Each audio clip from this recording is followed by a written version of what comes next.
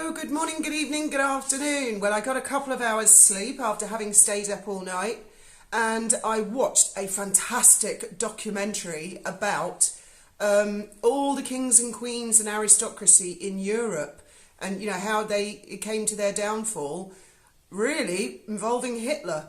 And it was a documentary that was in French, German and English, and it was gripping, and it went on for hours. So I didn't go to bed till about 6 o'clock.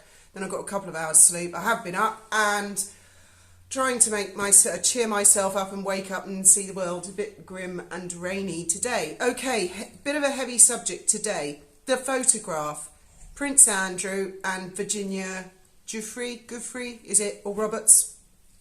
I see in the Daily Mail that they have done a video and an article with the photographer who is called Michael Thomas, who I believe 100% he is telling the truth. I've watched the video over and over again, and I am not dissing the Daily Mail. They clearly believe, or I'm not sure if it was the Mail on Sunday or the Daily Mail. They are different people, by the way. I know a lot of people think they're all the same. They're not. Mail on Sunday and Daily Mail, they've got a mother company, but they're associated newspapers, but they are different publications, as I understand, because I have spoken and worked with them in the past, sort of worked with them, and partly that is going to come into play. But as soon as I saw the article, I see problems still. I am not convinced that that photograph of Prince Andrew, Ghislaine Maxwell and Virginia Giuffre is real. And I'm going to go on, and there's things that bother me, as Lieutenant Colombo would say. There are things that bother me, and I've gone through the Daily Mail video.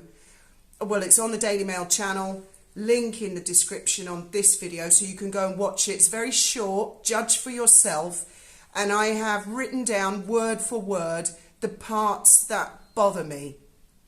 Okay, I want to start out, and I have made notes, and I'm going to tick them off very carefully and try and do this in the right order. Firstly, if you have been a victim under these circumstances of sexual abuse, any type of victim, you have my enormous sympathies. And I would always, always back the victims. Always. But there is a caveat. I cannot support kangaroo courts where facts have not been scrutinised properly, and a fellow human being's life can be absolutely ruined.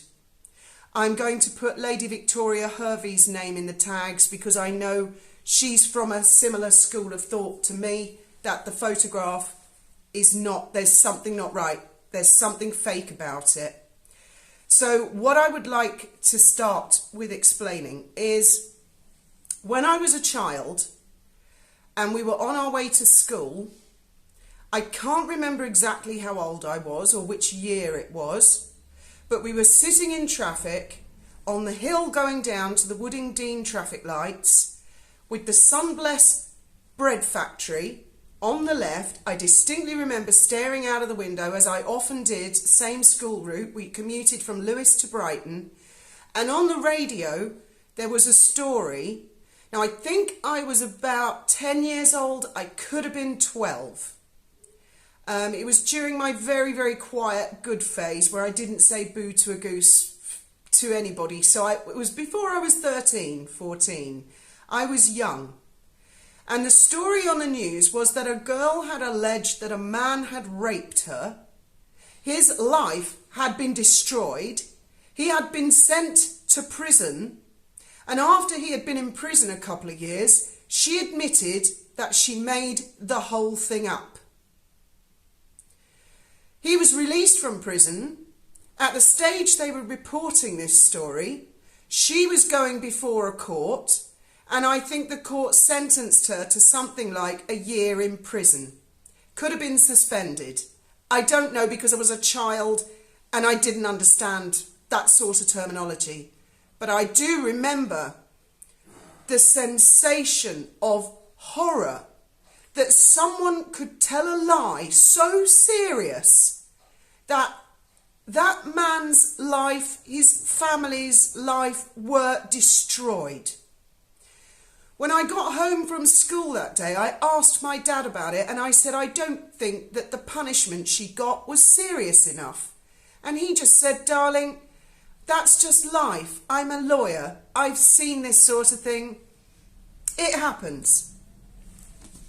I have always, ever since I was little, had a deep sense of justice and injustice. Mostly because my first school I went to, I didn't like the telltale tits making stuff up about other children and getting them into trouble. And it was a very, very strict school. So as a child, I was horrified that in the adult world, that kind of thing can happen. Now in the 10 Commandments, and again, I don't want to get religious, it says, thou shalt not give false witness. Now to me, that does not necessarily mean don't lie. We all lie. Anyone who ever tells you they've never told a lie in their life is by the very virtue and nature a liar, because we all do it from time to time for varying reasons. How I interpret thou shalt not give false witness is when you make utter crap up about somebody else with the intention to deliberately put them in the shit. Now I'm not saying that Virginia Giuffre has done that for legal reasons.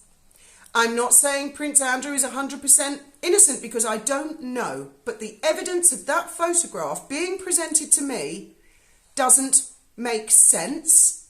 And there, as I say again, as Lieutenant Colombo would say, there are a lot of things that bother me.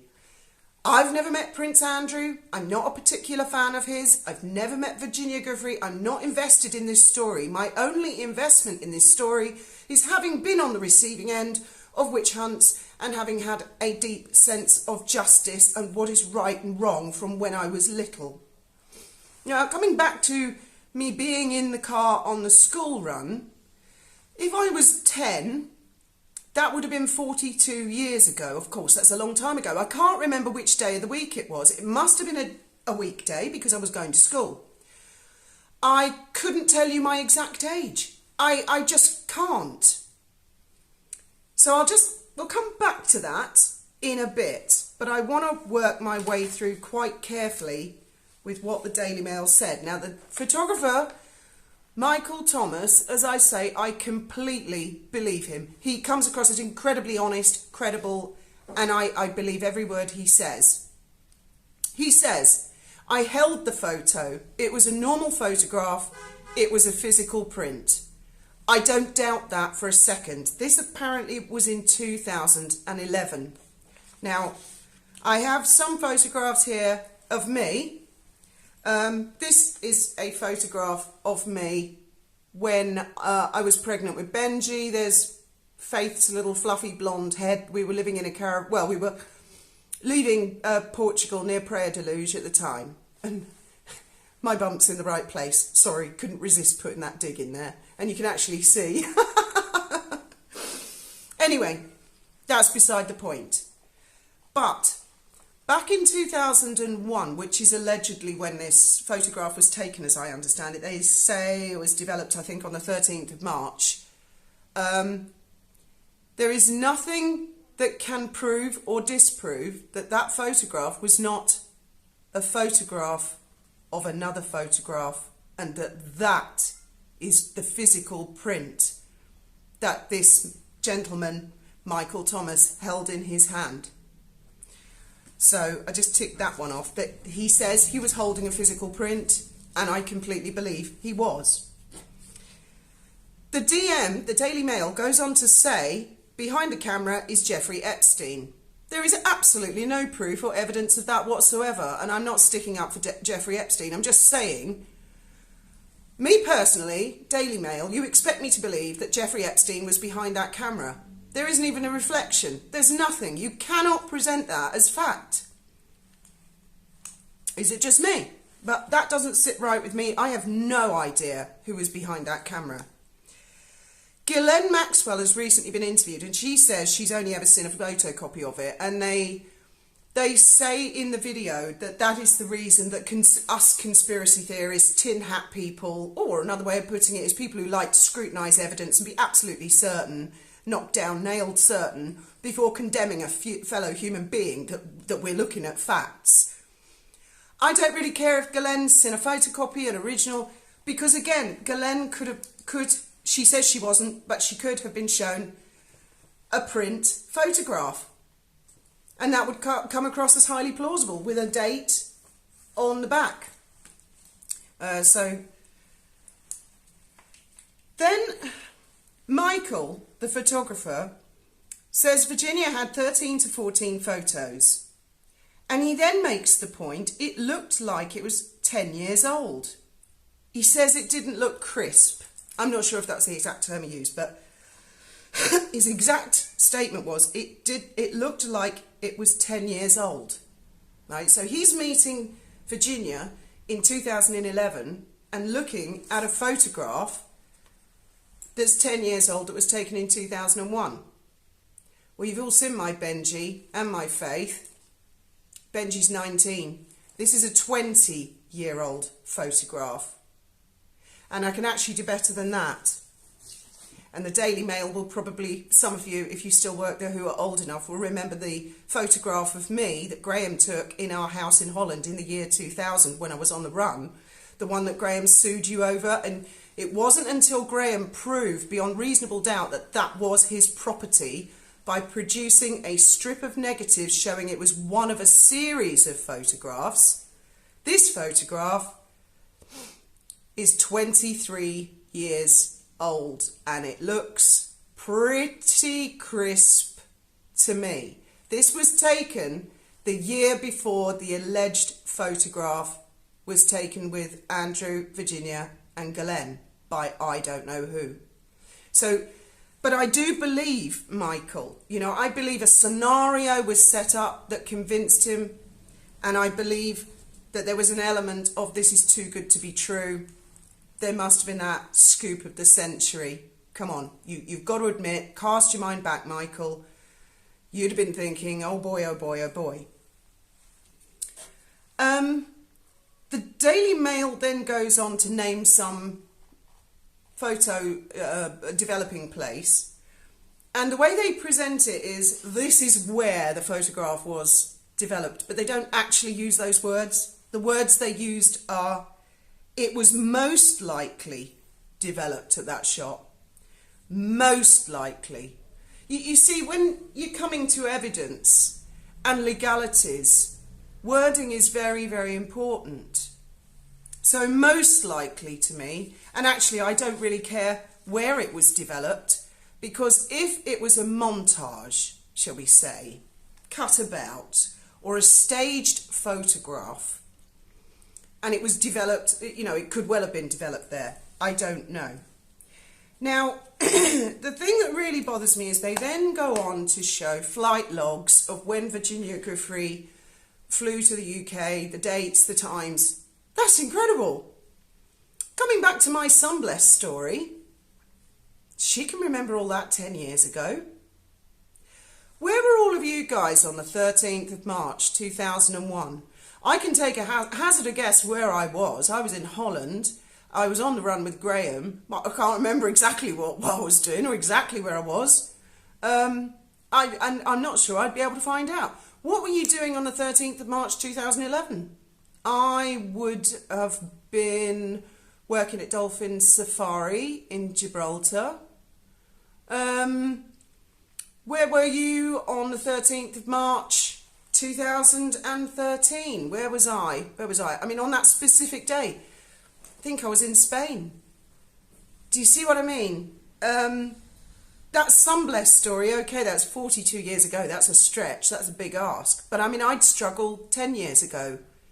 Perhaps because it was a big event in her life and she was on a private jet and meeting Prince Andrew. Perhaps, yes, she would remember specifics. But this brings me back to Columbo. There is an episode out there of Columbo with the lovely and great late Honor Blackman, where she played a character, her and her husband were the murderers, and Lieutenant Columbo interviewed them separately about their whereabouts in the previous days. And we're just talking days. And of course it's a fictitious series, but it's a very interesting point. And as he interviews them individually, they both come out with exactly the same story. And he says to them, you know, it's very interesting. My wife and I can't agree. If we go shopping yesterday, we can't agree on where we went and what we said and what we did. But he said, you and your husband, you've got it down, haven't you? Word for word. Almost as if it's rehearsed. So, yes, probably were flight logs. I don't doubt they were. Graham's a pilot. I know flight log's a flight log. I believe they call it an FIR plan, where they have to declare all passengers on the plane when you're crossing a boundary. I don't actually doubt that the photograph was developed on the 13th of March 2001 at that particular shop. But was it a photograph of a photograph? This is the thing. I'm not even sure, even if they were to produce a series of photographs. Can you remember these guys? This is a series of photos. Graham always used to get one of these. It was sort of an equivalent of the negatives. And this is one from us in Portugal in 2002, but he didn't get it developed until 2004. But the camera in the film had the ability to do that. And also Graham raised the point that when films are developed, the machine that the chemist uses, it's like a fax machine. They can put the date and time in that they choose. Of course, that's very expensive, but we're talking about making allegations against the brother of the King of England. So there could be some serious investment put into this. There's also Virginia herself says in this Daily Mail, they use a clip of an old interview of hers where she says, you know, I say this and Andrew says that. And her exact words are, I'm calling BS on this. Well, that's very interesting terminology. I've been interviewed in police stations many times. I've been opposite the interview desk, right? Any police officers out there? Any retired police officers out there? Have you ever interviewed a suspect and they've come back at you with that response saying, I'm calling BS that you say I robbed that bank? Because I don't recall I ever used terminology like that if I did speak to the police on a tape recording, which I did once or twice. On the whole, I went no comment or silent, but I would never come back with a, I'm calling BS on this. It's his word against mine. I did not like that statement. Whoa, Freudian slip for me. Now, Michael says he became convinced because he met her in an understated bungalow in Australia. He met her lots of times. He also says that he took lots and lots and lots of pictures because he wanted to get it. He wanted to make sure he didn't have it out of focus, I bet. But there you go, Michael. You're taking a picture of a picture. How do you know that what you weren't taking a picture of was a print of a photograph of a photograph? Now, he says he can't understand why people are not convinced just looking at it. There's something about it. There is something about that photograph that makes me feel uncomfortable. The lighting is wrong. I can't put my finger on it. Andrew appears to be looking up and away. Virginia, her body is not right. Glenn is very disconnected from the scene. There is something wrong with the composition of the photograph. There's something wrong with the lighting of the photograph. There is been far too much in the media talk about misinformation and disinformation and assumptions made by us, the public, just because we have had deluges of this photograph rammed down our throats. Now, it's not inconceivable to me, going back to that Columbo episode, I mean, there were shots in a fake Madame Tussauds. Relatively recently, 2018, and I can't remember the exact date. Now, that's interesting, isn't it? And that's only 2018. We had a big deal. We went and visited London as a family. We stayed in an apartment where we could actually see Tower Bridge. We went to one of the companies in the City of London where I apprenticed my daughter because I'm a freeman of the City of London. So it was a big event. We went to Buckingham Palace, Harrods, we went all over the place. And I can't remember the exact date. In fact, I think it was April, but I'm not sure. And of course there'd be a flight plan because we were all passengers on a flight on EasyJet from from Gibraltar to Gatwick. But I couldn't. You know, what incredible memories. What incredible memories. Now, when we went to the Tower of London, there is a waxwork dummy of King George V. And I was transfixed by this thing because I felt like I was looking into his eyes. It was just so bloody real. Fantastic. Now, it's not inconceivable to me that that is some sort of cardboard cutout of Prince Andrew. Because back in those days, this guy says, what's his name again? Michael Thomas, the photographer, says, you know, back in 2011, and even more so back in 2001, I think there was Photoshop around, but it was a lot more difficult. And he makes the point that would take an incredible expert. Again, I would suggest we're talking high stakes here, not inconceivable. Someone would invest a lot of money in that. But there are other ways of faking a photograph, and having a cardboard cutout or doing some sort of a montage. And as I say, when the stakes are so high, and then having it put in an envelope, aging it up, that makes me suspicious that he said the photograph looked aged. She's met, at the time, the Prince of Wales' brother, the Duke of York. So you just scruff that up. I'll go and spill some coffee on that. That's not important. Oh, hello, photographer from Mail on Sunday. Oh, let me dig out all that stuff. Oh, yes, it was developed on the 13th of March. Yes, it says on the back of the photograph. Yeah, I met him a few days before, and we were here at this time. At 1901, we went to Tramp Club, and and here we are. And oh, look, they look really aged. And I reiterate, this is a 23-year-old photograph. And I'm not with a celebrity there. I haven't particularly kept that pristine for any reason. In fact, it's been kept in a very dirty old flight case. I'll show you. This is awful. We just dug it out of storage recently. This is terrible. Look at the dust on that. And then there's Graham's got. I won't show too much because some of them are a bit risque, as you can imagine. But he's got all hundreds of photographs in there. So Virginia just, you know, she scruffed it up. She threw it in her closet. Oh, hello, photographer. Oh, yeah, little old me and Andrew. I'm sorry, I'm not buying this one. There's something unconvincing. And I'm going to bring Graham in because Graham is the photographer of the family, not me. So, any photograph? Yes, indeed, absolutely.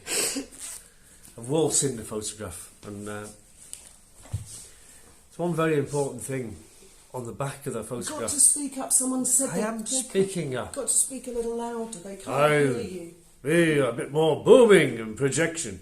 Okay, so here we go. On the back of the picture it said the 13th of March 01, and there was a hashtag and a 15. Did you see that? Probably the 15th negative. I remember in those days films came in 12 pictures, 24 and 36, I think. Now, look at the photograph, the actual photograph, and look at the bottom left-hand corner. There is some sort of banister. Okay, it's like a white post with a round ball on the top. It's a typical sort of thing you see on a staircase. And I want to draw your attention to that and to the shadow that's coming off it to the right-hand side. Okay, because that is very significant in determining whether the pictures are fake or not. Obviously, if the woman can produce a load of negatives in a series and negative number 15, or whichever number it is. Even so, I've just made that point, not necessarily, because what if... What you took I mean, how deep do you go? What if they took a load of photographs with the same reel of film? You can get these cameras. You can get these cameras, and you could Photoshop something, for example, and photograph the Photoshop printed image with an old camera, and you could fake the date on the back. Now, my father was a photographer. This is going to split the video, so we might have to edit this one. This was his old Kodak from the 1950s. and he took pictures of us with these when we were young. And the big frustrating thing about this was that when you look through the viewfinder, you're actually looking through the sight here, not through the lens. So if the lens is not set to the correct distance, the pictures are blurred. So 9 times out of 10 the pictures we got were semi-blurred. They were almost there, but they weren't quite. So time moves on, and I took most of the pictures in Holland with a single lens reflex camera, which is what this is. So when you look through the viewfinder, you're actually looking through the lens, so you can manually focus it and get the picture really nice. Now this is a digital version of what I had. I had a 35mm Canon T70, I believe, but this has got a flash that pops up on the top. Okay, there's a reason it pops up on the top, and I'm getting back to the banister in the bottom left hand corner. It's the shadows, because I was always pissed off with the shadows ruining my photographs. Okay, now a lot of people were not into this kind of camera because there's f-stops and shutter settings and shutter speeds and they went for the compact Instamatic, which I think this picture was taken with originally, the original picture. You can see the reflection. It would be interesting. You can see the reflection of the flash in the window in the background. You can see red eyes on the people. That's totally normal for that kind of camera, because people couldn't be bothered with f-stops. They just wanted to point and shoot, and that's what they got. They were quite thin. But quite clearly, because of that, in the bottom left corner, you're looking at the post with the white thing on the top. There's a big harsh shadow to the right of it, which suggests that the flash was out here somewhere on this end of the camera while they were looking through the middle. That's a very interesting point you make. What kind of camera was it taken with? Can Virginia remember that? Because she can remember bloody everything else. Lots of people. If it was her camera, it would probably be one of these. I think the implication is it was Jeffrey Epstein's camera. No, because, well, maybe, I don't know. That's what they're implying. I'm just giving you my take on it. Okay, probably one of these Instamatic things about like a long rectangular thing with a cassette thing. And you just take the picture and the flash is out here. So you fit it in your handbag. You know, it's the sort of thing people would have in those days. And the frustrating thing is the flash is off to the side and it creates a big shadow on the side of your nose. It creates a big shadow on everything. That light is moving out the camera at the speed of light, 186,000 miles a second, okay? And it's put a big shadow on that ball on the top of the banister, but it hasn't put a big shadow behind Andrew's head or behind Andrew's arm on her coat. You look at the rest of the picture and think there should be a shadow everywhere on that side. There's something very cardboard cutout about Andrew himself. He just seems really two-dimensional in the picture. Yeah, but if she can produce the negatives, that's all the proof she needs.